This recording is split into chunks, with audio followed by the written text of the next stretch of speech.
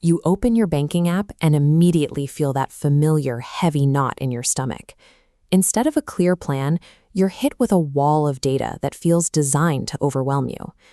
Most of us try to solve this by cramming. We treat our money like a student who's ignored the syllabus all year and is now trying to memorize a whole textbook the night before the final. But cramming only works for short-term survival.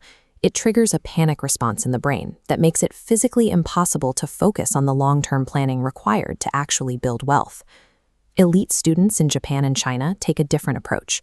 They consistently outperform the rest of the world in mathematics, not because they are born geniuses, but because they use a disciplined, orderly structure that prevents burnout before it starts. To take control of your money, you have to stop looking for Wall Street hacks and start adopting these specific, burnout-free study habits.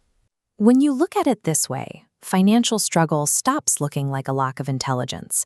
It starts looking like the predictable result of trying to solve a lifelong challenge with a high-stress, short-term framework.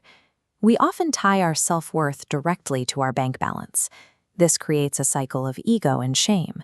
We avoid our bills and we ignore our debt because looking at the numbers just feels like a personal attack.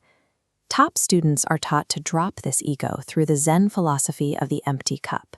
They believe you cannot pour tea into a cup that is already full. To learn something new, you have to first accept that you don't know everything. You have to forgive yourself for the past credit card debt and the missed opportunities. Only by emptying that cup of financial shame do you make room for actual wealth. Once the ego is gone, we have to change how we work. Managing money shouldn't involve exhausting, hours-long sessions staring at a screen. Instead, limit your financial tasks to strict 25-minute windows. This creates a boundary that keeps your brain from feeling overwhelmed and triggering a stress response. Before you start the timer, you must state your intention out loud. Saying, "I will find one recurring subscription to cancel," acts as a focus statement that filters out distractions and tells your brain exactly what to execute. By removing the ego and strictly limiting your time, money management stops being an emotional weight. It becomes a mechanical process that you can actually control. We often fall for the jackpot trap, that panicked feeling that we need to save thousands of dollars right now just to make up for lost time. This chart represents the struggle of trying to make massive, unsustainable jumps. The philosophy of Kaizen offers an alternative. Focus on continuous improvement through microscopic daily changes. Apply Kaizen to your wallet. If you can't save $1,000, can you save $5? Can you increase your investment by just 1%?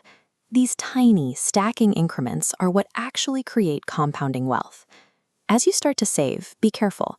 The financial industry is full of products that sound complicated, specifically so you won't question them. To protect yourself, use the teach-back technique. Ancient samurai used this to ensure absolute proficiency. A student wasn't allowed to advance until they could demonstrate a technique by teaching it back to their instructor, proving the movement was fully internalized.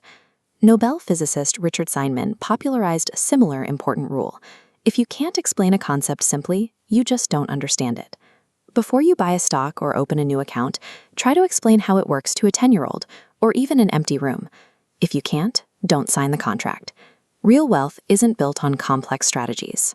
It is built on the compounding of tiny habits and the refusal to spend money on things you don't understand. You don't need to be a math genius or a Wall Street insider to succeed. You just need a sustainable system, the patience to let it work, and the willingness to start without your ego getting in the way. Try one thing tonight. Set a timer for 25 minutes, say your goal out loud, and take one microscopic step forward. If you feel like you're starting from zero, that's fine. That is the exact starting point this system was designed for. Mastering your money isn't about doing more. It's about cutting through the noise and consistently doing